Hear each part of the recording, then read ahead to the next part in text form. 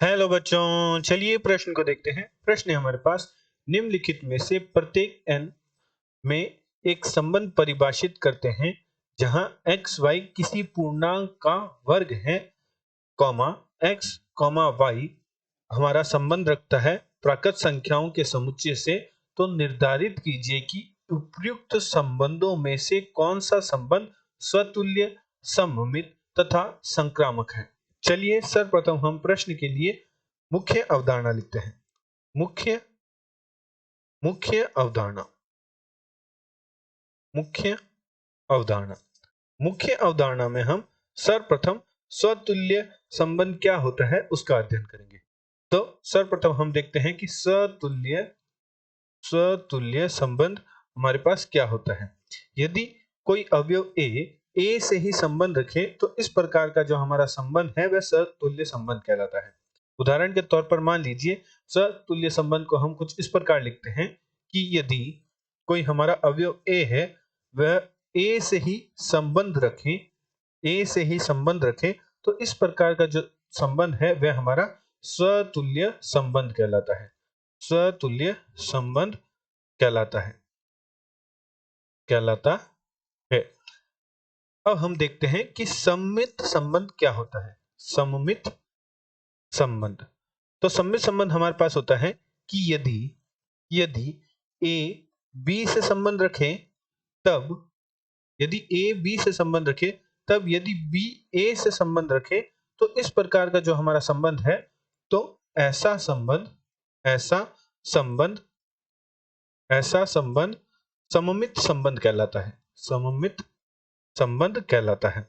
चलिए हम अंतिम जो हमारा संक्रामक संबंध है उसको परिभाषित करते हैं कि संक्रामक संबंध हमारे पास क्या होता है कि यदि ए अवयव बी के साथ संबंध रखे एवं या तथा बी अवयव सी अवयव के साथ संबंध रखे, तो या तब ए अवयव यदि सी के साथ संबंध रखता हो तो इस प्रकार का जो हमारा संबंध है, हमारा इस प्रकार का संबंध संक्रामक संबंध कहलाता है। संक्रामक संबंध कहलाता है। हमारे पास संक्रामक संबंध होता है कि यदि हमारा जो ए अवयव है वह बी अवयव के साथ संबंध रखे एवं बी अवयव सी अवयव के साथ संबंध रखे, तब ए अवयव यदि सी अवयव के साथ संबंध रखे तो इस प्रकार का जो हमारा संबंध है वह संक्रामक संबंध कहलाता है। अतः प्रश्नानुसार प्रश्न में हमारे पास दे रखा है कि x तथा y किसी x गुणा y किसी पूर्णांकों का वर्ग है। तो प्रश्न में हमारे पास दिया है x गुणा y हमारे पास है किसी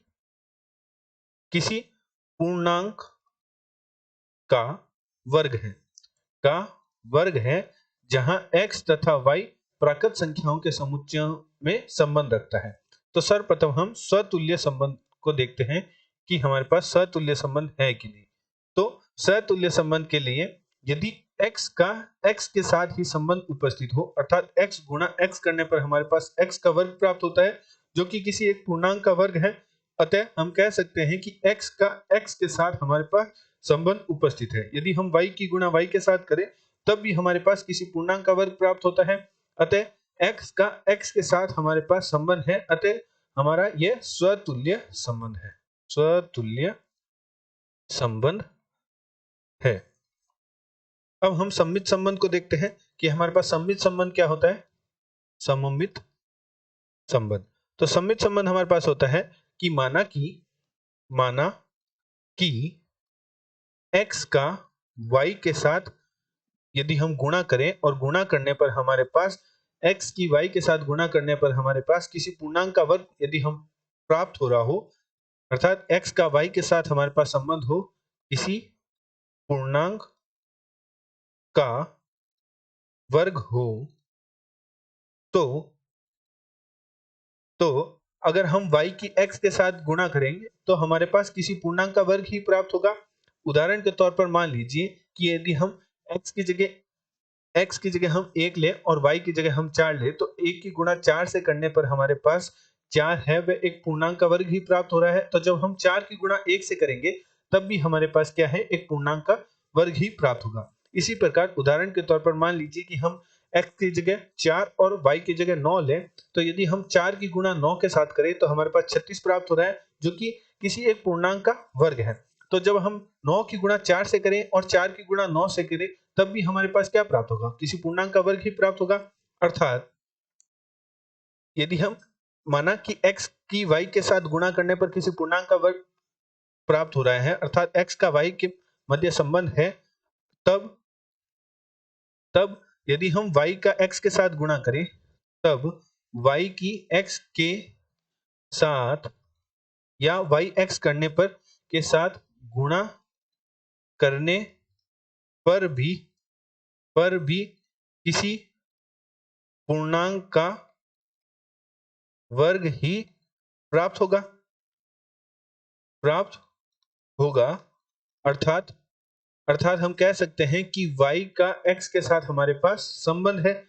अतः मुख्य अवधारणा से हम कह सकते हैं कि यह हमारा सममित संबंध है, जो कि हमने उदाहरण की सहायता से देखा कि यदि हम 4 की गुणा 9 के साथ करें या 9 की गुणा 4 के साथ करें, तो गुणा करने पर हमारे पास 36 प्राप्त हो रहा है, जो कि किसी पूर्णांक का वर्ग ही है। अर्थात x का y के साथ और एवं y का x के साथ संबंध उपस्थित है। अतः हमारा जो x y है वह एक सममित संबंध है। अब हम अंतिम देखते हैं संक्रामक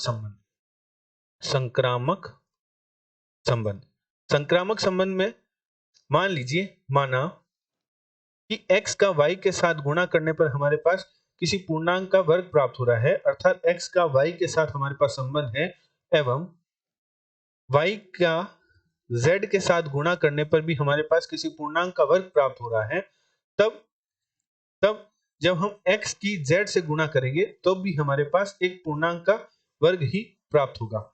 अतः हम कह सकते हैं कि यह संबंध संक्रामक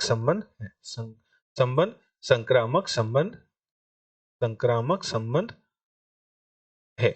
उदाहरण के तौर पर मान लीजिए x की जगह हमारे पास है 1, x की जगह 1 है और y की जगह हमारे पास है 9। तो जब हम 1 की गुणा 9 के साथ करेंगे तो हमारे पास एक किसी पूर्णांक का वर्ग ही प्राप्त होगा, तथा जब हम y हमारा 9 है और z हम मान लेते हैं 4, और जब हम 9 की गुणा 4 से करेंगे तो 36 प्राप्त हो रहा है, अर्थात y का 9 में संबंध उपस्थित है। तब हम जब 1 की गुणा 4 के साथ करेंगे तब भी हमारे पास गुणा करने पर एक किसी पूर्णांक का वर्ग ही प्राप्त होगा, अर्थात 1 का 4 के साथ संबंध है। अतः दिया गया जो हमारा संबंध है वह संक्रामक संबंध भी है। तो हमारा जो x का y के साथ प्रश्न में दे रखा संबंध है वह एक संक्रामक, सतुल्य और सममित संबंध है। आशा करते हैं आपको प्रश्न का हल समझ आया होगा। धन्यवाद।